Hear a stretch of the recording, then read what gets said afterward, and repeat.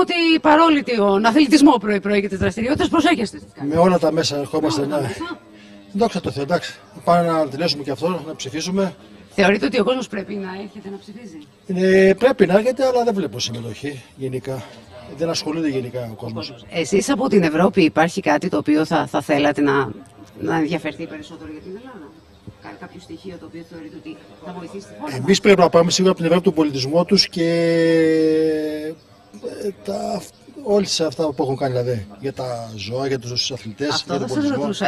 Ο πολιτισμός μου πήγε πιο πολύ επειδή σας βλέπω έτσι και με το κομμάτι το ποδηλατικό, ότι εμείς εδώ στην Ελλάδα είμαστε λίγο μακράν πίσω από το. Πάνω από 100 χρόνια. Εσείς πώς νιώθετε που κυκλοφορείτε στους δρόμους? Στοιχείο. Ναι. Ασφαλής μένα, αλλά πάντα έχω ένα φόβο. Τι μου έρχεται από πίσω. Άρα τι μπορεί να γίνει για να γίνει η καθημερινότητά σας καλύτερη? Η δικιά μας. Σίγουρα πρέπει να έχουμε όλη υπομονή. Υπομονή δεν υπάρχει γενικά στην Ελλάδα.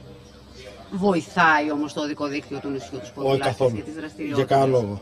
Άρα πρέπει ο σχεδιασμός να περιλαμβάνει μέσα και αυτές τις δράσεις. Σίγουρα, αλλά οι υποδομές του νησιού σίγουρα δεν του βοηθάνε. Δηλαδή είναι τόσο στενά οι δρόμοι πλέον και απλώς ο καθένας έχει το χώρο του στον δρόμο και πρέπει να έχουμε όλη υπομονή. Το κλειδί είναι η υπομονή δηλαδή. Το κλειδί είναι η υπομονή που δεν το έχουμε καθόλου. Λοιπόν,